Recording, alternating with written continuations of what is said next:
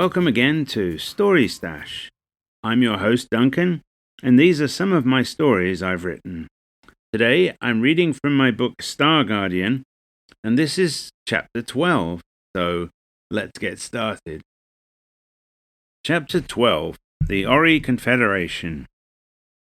Kaluna and I awoke the next day in our guest quarters at the Ori High Command. A day can make all the difference. I felt refreshed and more positive. Even Kaluna looked calmer. She was Ori, after all. If she were not happy here, I wouldn't want to stay. We completed our morning ablutions and we were preparing to head out when we got an invitation to join the minister for breakfast. A non-military Ori escorted us to an elevator that took us up several levels, and we came out into some kind of dining lounge with a spectacular view of the surrounding area. Our host, the minister, was waiting to greet us, together with two other Ori. It didn't take me long to guess who they were. "Mother! Father!" screamed Kaluna as she ran into their arms for a hug. I stood back and watched as they shared their joy at being reunited. Seeing her happy with her family pleased me. It confirmed that at least once in my life I had done something right when I saved her. The minister smiled when I looked at him. He had probably arranged this. I gave him a slight nod of my head, which I hoped he would understand as my thanks. I wanted to stand back and watch their reunion, but Kaluna grabbed my hand and introduced me to her parents. "This is Brian. He is from Tian Prime. He saved me when pirates destroyed our freighter." "I'm pleased to meet you," I said. I wasn't sure how they'd react, but I shouldn't have worried. Her parents were suddenly hugging me. I wasn't sure of the correct Ori response, so I smiled and waited for them to finish. "We received a call from the minister last night. We caught the overnight transport to be here," her mother told Kaluna. "This morning we got the news that pirates destroyed the Apollo. At first I thought the worst, but the minister said you survived. He was just updating us on some details of your adventure." It was chaos. There were explosions and smoke and confusion. Then Brian came. He grabbed my hand and pulled me into an escape pod. If he hadn't done so, I'd be dead. "We were the only crew to survive the attack," said Kaluna. Her parents stared at each other and then turned their gaze on me. I shrugged in response. I wasn't comfortable in the spotlight. Before her parents could respond, the minister interrupted. "As much as I am reluctant to disturb this reunion, perhaps we could take our seats. I would enjoy sharing a breakfast with you all, but I am on a tight schedule." Kaluna sat by my side, and between her parents and me. The minister sat across from me. This appeared a rather luxury diner, something I was unaccustomed to. Two waiters promptly came over to take our orders. I worried I might embarrass Kaluna and myself. I asked Kaluna to order something for me. The minister whispered something to the waiter. The waiter came over and ran an ID scanner over my arm to confirm that my order was compatible with me. You never can be too careful. "Are you feeling rested this morning?" the minister asked me. He was used to living like this. "Yes, thank you. Yesterday was quite an experience," I said. I smiled to make it clear there were no hard feelings. "This morning, we released the news of the destruction of the Apollo. We also stated that 2 crew members survived the attack and the subsequent destruction of the pirates by an Allied vessel that was in the area. So far, the reaction has been positive," said the minister. "You kept our names out of it?" I asked. "In time, they may figure out who it was," he said. The waiters returned and delivered our breakfast. Kaluna's mother asked me, "Brian, are you planning to stay here in the Ori Confederation?" "Actually, no. A Baglaji vessel rescued our escape pod, the same one mentioned in the news. Both your daughter and I have joined their crew. We owe them our lives," I said. Both her parents nodded at this. Kaluna stared at her mother. Mother, I owe both Brian and the Baglerji for saving my life. We serve as crew, and will leave with them once our visit is over. I suspected she was saying more using a special frequency only females operate on. Of course, your sense of duty brings us honor. I hope your travels provide you both the opportunities to visit us, her mother said. And Brian, welcome to our family. You must tell me about your parents on Tien Prime. Welcome to their family? I kept my face calm. My mother died when I was younger. I never knew my father. I lived in an orphanage until I could live on my own. Oh, you poor being. Well, you have family here now, she said. I wasn't sure if I felt insulted by her pity or touched to have someone who offered me somewhere to call home. The family comment bothered me. I started on my breakfast to avoid further discussion. They took the hint and we all ate. After breakfast, the minister had to leave. Enjoy your visit, Brian, and please convey my respects to the Baglerji crew.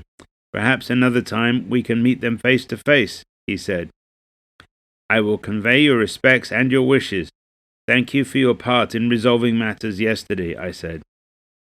You're welcome, Brian. Goodbye, everyone. And he left. I turned to Kaluna. Her parents had traveled to see her, so I thought it best to let her decide what to do next. Mother, I was planning to do some shopping today. Would you like the four of us to go along together? Kaluna asked. That would be delightful, her mother said.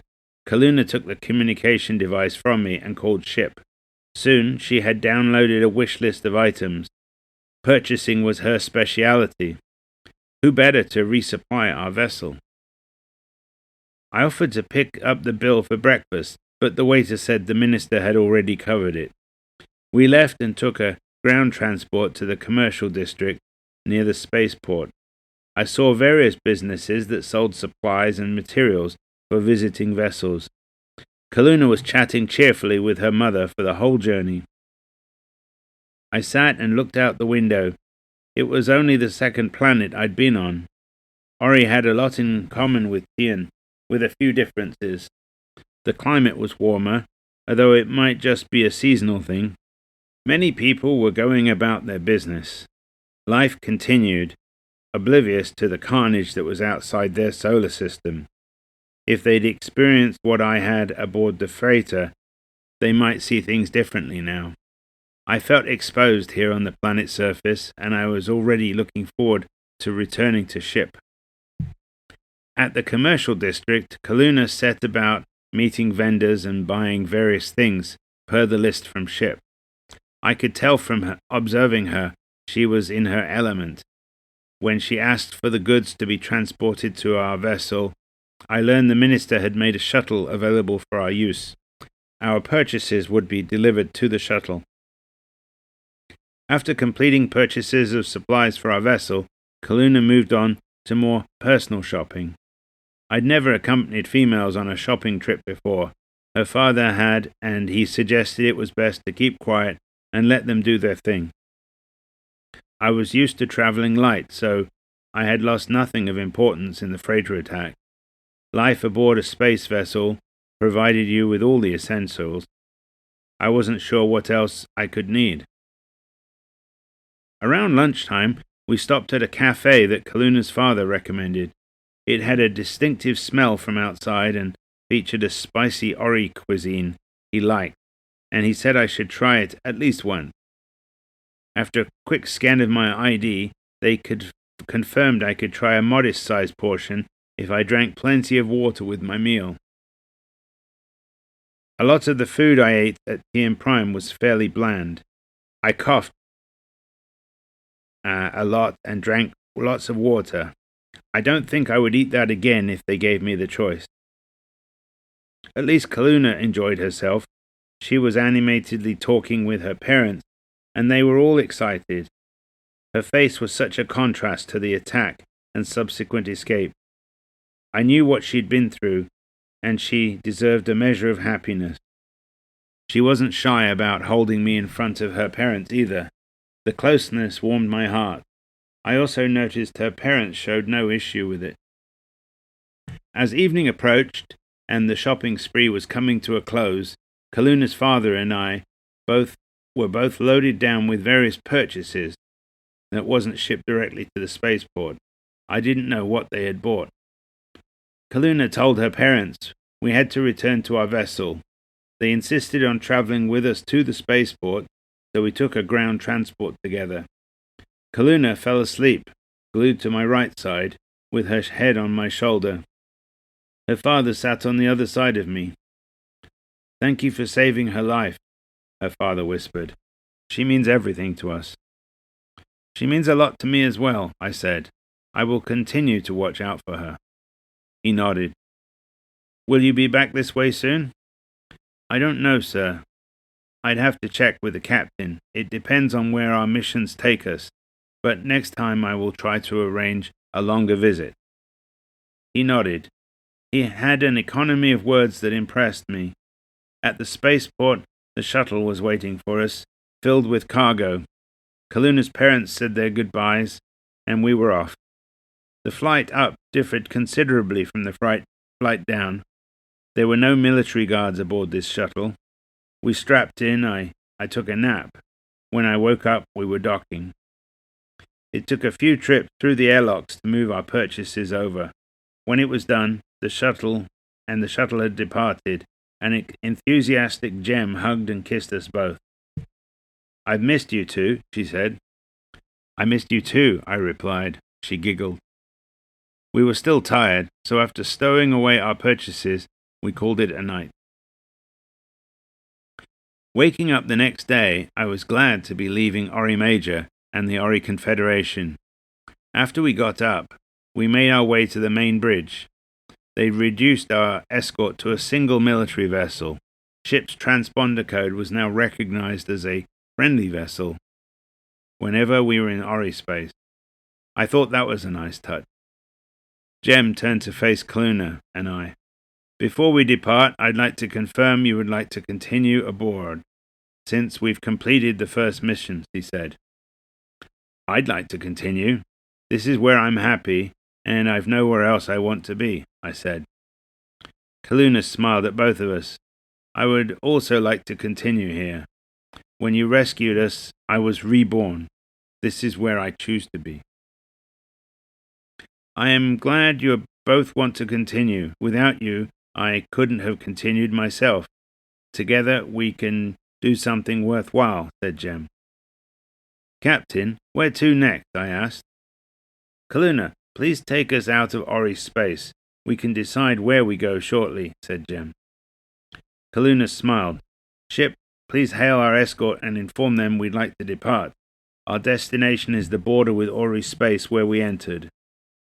"Confirmed," said Ship. Soon we were leaving orbit and moving out of the system together with our escort. The journey to the border took about 4 hours. During that time, we sat in the main bridge and discussed our plans. "Captain, can we investigate the status of the Baglaji homeworld?" I said. "I understand you said it has been generations since this vessel was there." "That'd be interesting. We could get upgrades to ship and take on more crew. You might find you have some distant cousins there.